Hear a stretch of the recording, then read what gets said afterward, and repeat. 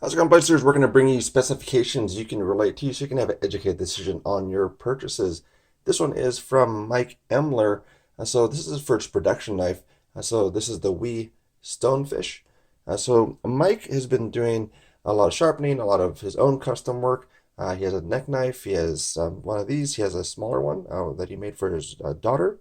This one is going to be the one that actually is production though from So very positive as far as a lockup on it for this knife, and it is going to be that fixed blade for the knife too.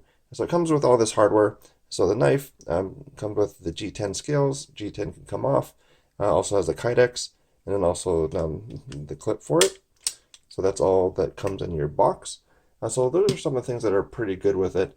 So now, basically, some of the news also for the channel here that you're watching currently, and thank you very much. So it did surpass the 2,000 subscriber mark, so thank you for being part of that. If you're not subscribed to that yet, please do. Click into it. Let me know how I'm doing. Leave me some comments.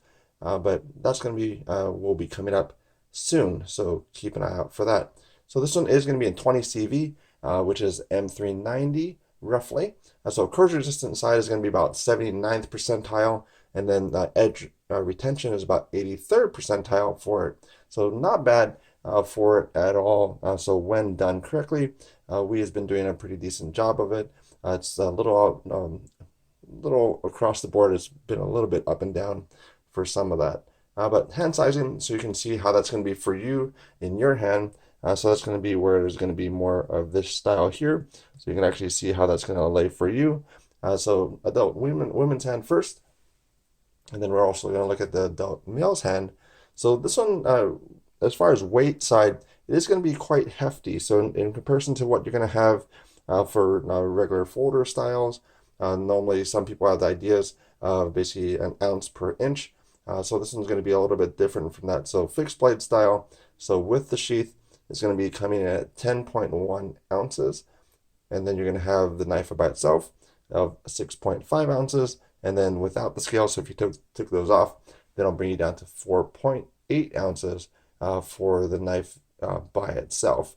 So it is more of that camping type of knife for it. So that's where you're going to want to use that for what its intended purpose is. You're probably not going to be doing basically an EDC for this knife. It does imprint quite a bit. So that's one thing I did notice for the knife as far as that scout carry. So there's that sidewards carry for scout, but it does imprint quite a lot, at least for my clothes. Maybe when it comes to wintertime, or if you're wearing a heavy jacket, there's going to be a lot less, and you could actually use that for more of that EDC type of gear. But for ergonomic side, it locks really well, as I showed you in the first part of it. As far as the sheath, positive lock has a little bit of movement for it, but in and out, very good lock.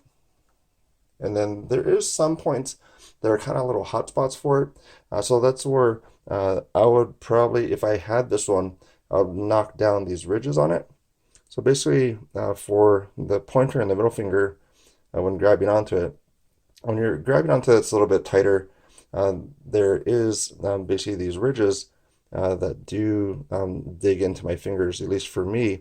So some people are going to be a little bit different for that. I tried it with gloves as well. I did notice it there too. So I basically just knocked these down on these G10 scales. So similar to basically this ridge up here, there's a lot softer of an angle, so it doesn't have a point to it. So this one does have a point to it. So these two here, I would say knock those off or round it out a little bit more for that. And also for the jimping on it, it's a positive lockup for that as far as the jimping on the spine. Very similar to the one that's on the butt of the knife, but I feel that the depth of this, including the G10 scale, is actually a little bit better because it still has a positive lockup for it, but it doesn't have as deep of a groove. So basically for this one, it does have a positive lockup, but it also does basically leave a mark. So if it was a little bit shallower, I think it would also work out better for that. But again, personal preference for it, personal ideas as far as what's comfortable for me. So make up your own decisions as far as that goes, as far as what you think and what you use it for yourself. So this one also has, as far as the blade, basically 4.46 for the blade. It is a drop point, a flat grind for the actual blade itself.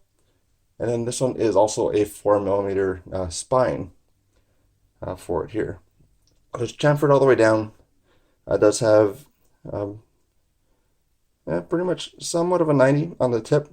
So you could probably get a little bit of the ferro rod for the tip side of it. Everything else is basically fairly well chamfered for the knife. You might be able to even get a strike for that jimping section there, but that's going to be how that spine is for this one.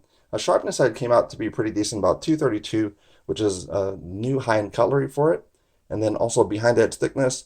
So this is a working knife, so it is a little bit thicker, but take out the sheets of paper from your printer. So about 7 sheets of paper is going to be what you're going to have behind the edge, and that's going to be about 27 thousandths. And then this one is sharpened to a working edge again at about 53 degrees inclusive, basically about 27 per side. So that's going to be that hard working edge as well for it. So Scout Carry, talked about that already. So even some of the comparisons to other fixed blades. So these are just the ones that I have available to me. So there's the SK blades. Basically that is I